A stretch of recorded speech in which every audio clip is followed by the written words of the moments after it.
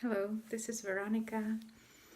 Um, I am an intuitive life coach.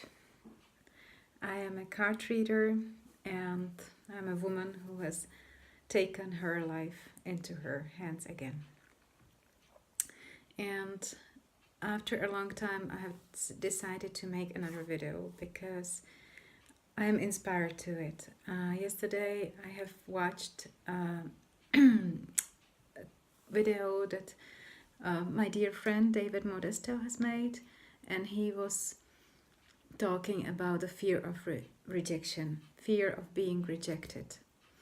And it deeply resonated with me, and I found so many connections in my head and in my life, and it clicked in my head, and I want to talk about it today. Not only about the fear of being rejected, but also about false premises, false assumptions that we sometimes create, or that we can create, that can stop us from going into an inspired action. So David was talking about the fear of rejection that many people struggle with.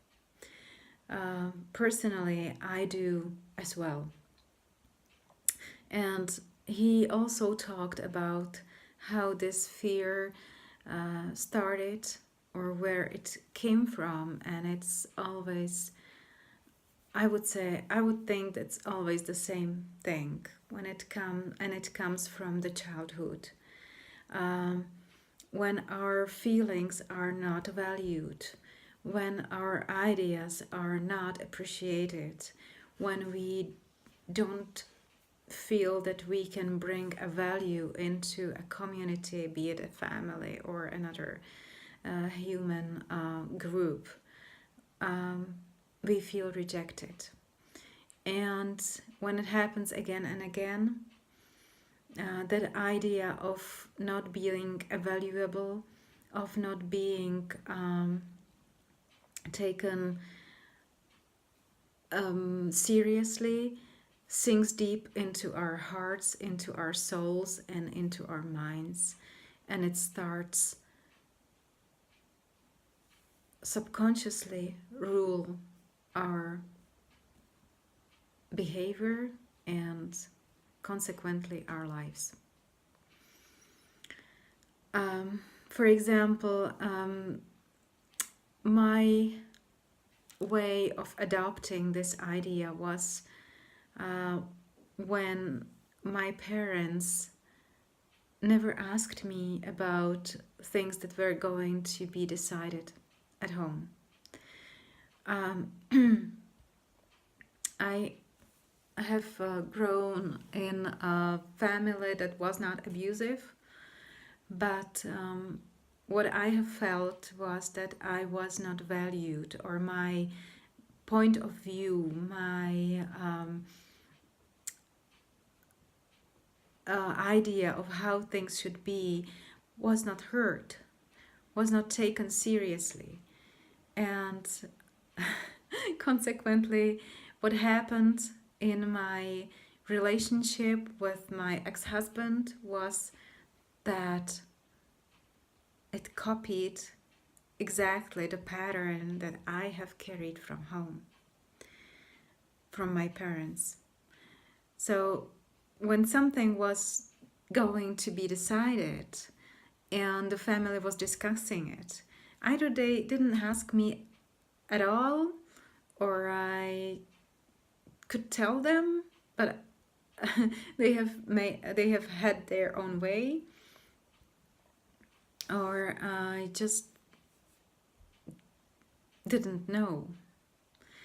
So this pattern was repeating again and again and again.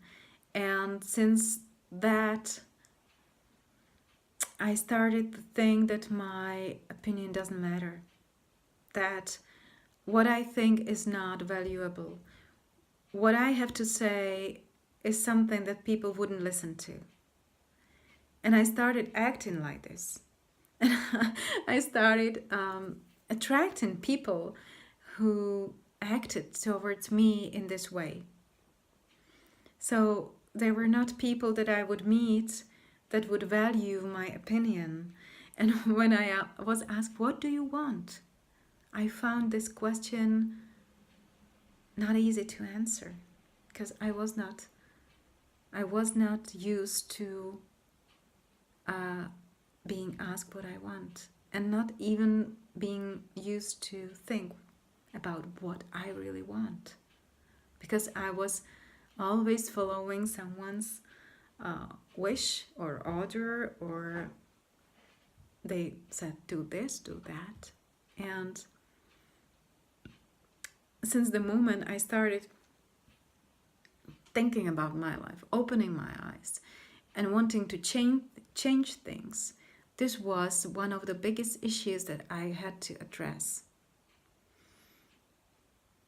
I had to find my own way, what I want, and I had to say, okay, this is what I want and this is what I don't want. And from this feeling of not being of a valuable opinion, I even started to bring that into my new job. I took a job as a financial advisor, and I found that the biggest obstacle is not outside of me, but it's inside of me. And my mentor told me that the issue that I have to address is that I'm making false assumptions. Like, for example, I had a call with someone and they told me that they would like to resolve something, to work on something with me. And then I thought, okay, how will I, solve this? Or even before I called them, I thought, oh, they may not want to, or something like that. So these false assumptions were really stopping me. Because when I actually called that person, everything was different from what I have thought it would be. And it was pretty easy then. It was much better than I imagined it to be. But I want to say that we should follow an inspired action. When we are in alignment, we feel, I would like to do this. I would like to call this person. I would like to go there. And then our mind gets into the way, and I say, oh, it's not going to be good there, or this person is going to be busy or nasty to you. And these are those false assumptions that stop us. And it's just our mind getting into the way of us. And since I started to act in spite of fear, I found out that the path is clear.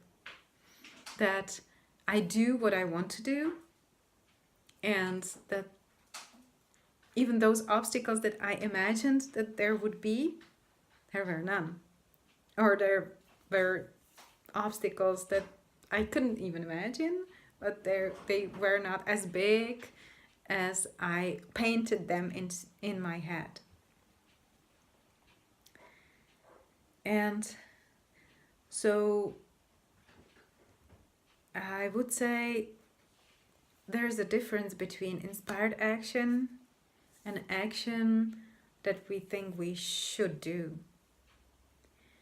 And I feel that mostly these assumptions were stopping me from this inspired action.